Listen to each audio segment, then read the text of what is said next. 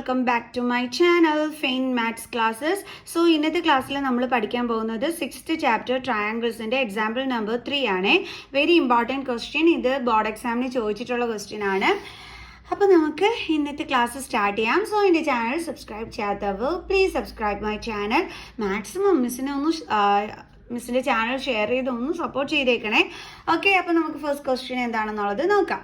In figure 6.16, PS by SQ is equal to PT by TR and angle PST is equal to angle PRQ. Prove that PQR is an isosceles triangle. അപ്പോൾ നമ്മളെടുത്ത് ഇവിടെ എന്താ പറഞ്ഞിരിക്കുന്നതെന്ന് അറിയാം.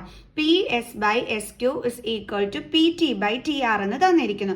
എന്നിട്ട് ദാ ഈ angle കണ്ടല്ലോ, അതായത് PST, ദാ ഈ ആംഗിളും അതുപോലെ തന്നെ ആംഗിൾ PRQ, ദാ ഇതും എന്താണെന്ന് പറഞ്ഞിട്ടുണ്ട്, ഈക്വൽ ആണെന്ന് നമുക്ക് തന്നിട്ടുണ്ട്. നമ്മളിവിടെ എന്താണ് പ്രൂവ് ചെയ്ത് കാണിക്കേണ്ടുള്ളത്? ഈ ഒരു ട്രയാങ്കിൾ ഐസോസ്ലെസ് ട്രയാങ്കിൾ ആണെന്ന് പ്രൂവ് ചെയ്ത് കാണിക്കണം. ഐസോസ്ലെസ് ട്രയാങ്കിളിന്റെ പ്രത്യേകത എന്താണ്? അതിന്റെ 2 സൈഡ്സ് എന്താണെന്നാണ് നമ്മൾ പ്രൂവ് ചെയ്ത് കാണിക്കേണ്ടുള്ളത്? ഈക്വൽ ആണെന്ന് അല്ലേ.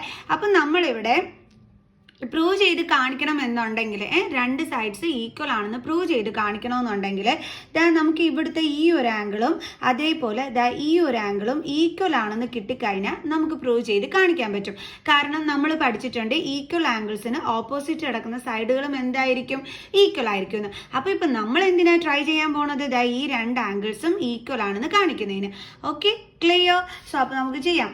അപ്പം നമുക്ക് തന്നിരിക്കുന്നത് എന്താണ്? PS by SQ is equal to PT by TR. ഇതാണ് നമുക്കിപ്പോൾ ഇവിടെ തന്നിരിക്കുന്നത്. ഓക്കെ, അപ്പോഴേ ഈ PS by SQ is equal to PT by TR എന്ന് പറഞ്ഞാൽ അതിൻ്റെ അർത്ഥം എന്താ? നമ്മുടെ ഈ ST ലൈന് ഈ 2 സൈഡ്സിനെയും ഈക്വൽ റേഷ്യോയിൽ ഡിവൈഡ് ചെയ്തിരിക്കുന്നു എന്നാണ് അല്ലേ. അപ്പോൾ നമ്മൾ എന്ത് പഠിച്ചിട്ടുണ്ടായിരുന്നു? അങ്ങനെ ഡിവൈഡ് ചെയ്യുകയാണെങ്കിൽ കൺവേഴ്സ് ഓഫ് BPT തിയറത്തിന് നമ്മൾ പഠിച്ചിട്ടുണ്ട്.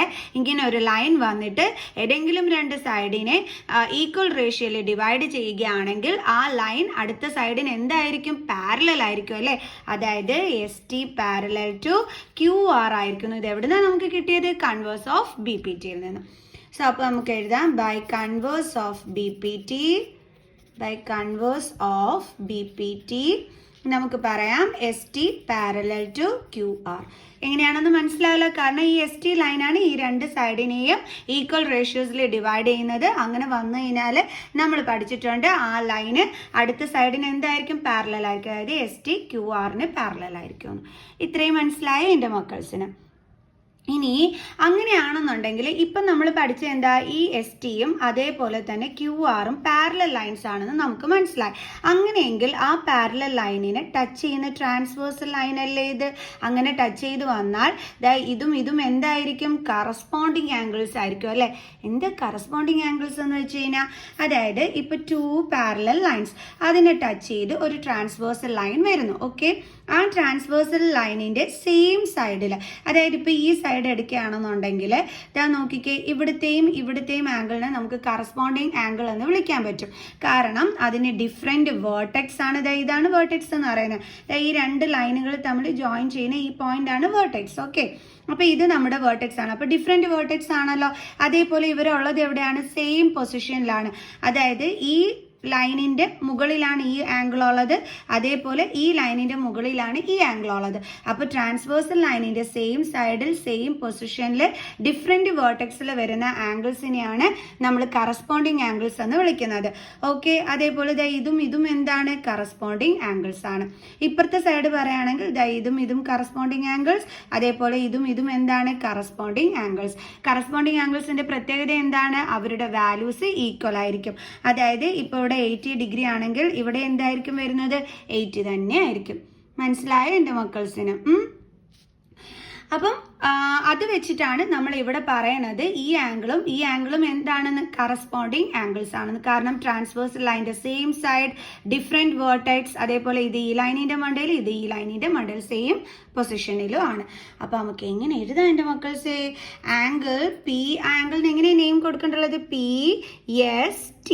Okay, angle PST is equal to, അടുത്ത ആംഗിളിന് എങ്ങനെ നെയിം ചെയ്യേണ്ടുള്ളത്? Angle PQR. Angle PQR. Reason എന്താണ്? Corresponding angles. Corresponding angles. ഇത്രയും മനസ്സിലായോ? ഇനി നമുക്ക് നമ്മുടെ ടെക്സ്റ്റ് ബുക്കിൽ, അതായത് നമ്മുടെ ക്വസ്റ്റ്യനിൽ ഈ ആംഗിൾസ് ഈക്വൽ ആണെന്ന് തന്നിട്ടുണ്ടായിരുന്നല്ലേ. അപ്പോൾ അതൊന്ന് നമുക്ക് ഇവിടെ അടുത്ത് എഴുതാം. Angle P S T is equal to angle P R Q എന്ന്. Angle P S T is equal to angle P R Q. കണ്ടില്ലേ? P S T is equal to angle P R Q. ഇതെന്താണ്? Given ആണ്. ഇനി എൻ്റെ മക്കൾസ് നോക്കിക്കഴിഞ്ഞ് കഴിഞ്ഞാൽ ഇവിടെ എൽ എച്ച് എസ് സൈഡ് എന്താണ്? ഈക്വൽ ആണ് അല്ലേ. ഇവിടെയും പി എസ് ടി, ഇവിടെയും പി എസ് ടി. അപ്പോൾ ആർ എച്ച് എസ് സൈഡും എന്തായിരിക്കും? ഈക്വൽ ആയിരിക്കും.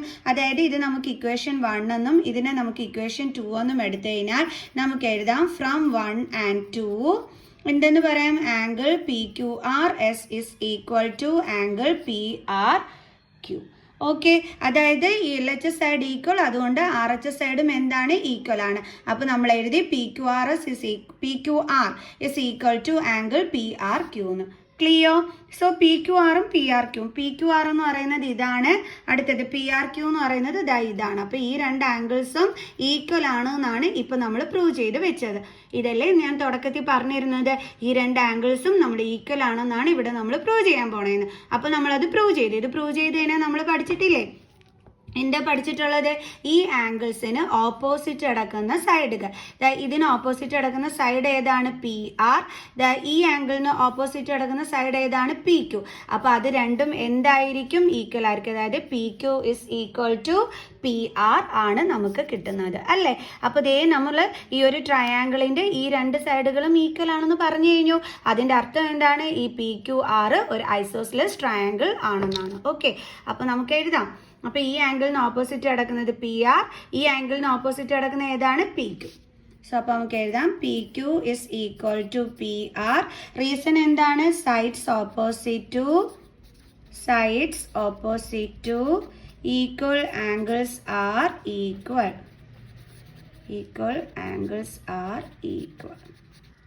അതുകൊണ്ട് നമുക്ക് പറയാം therefore PQR is an isosceles triangle.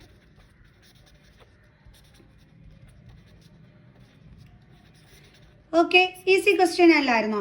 Miss പറഞ്ഞില്ലേ തുടക്കത്തിലെ തന്നെ? ഈസി ക്വസ്റ്റ്യൻ ആണ്, അതേപോലെ തന്നെ ഇമ്പോർട്ടൻറ്റ് ക്വസ്റ്റ്യനുമാണ്. സോ അപ്പോൾ നമുക്ക് ഇനി അടുത്ത എക്സാമ്പിൾ ക്വസ്റ്റ്യനുമായിട്ട് അടുത്ത വീഡിയോയിൽ കാണുന്നത് വരെ ബൈ ബൈ.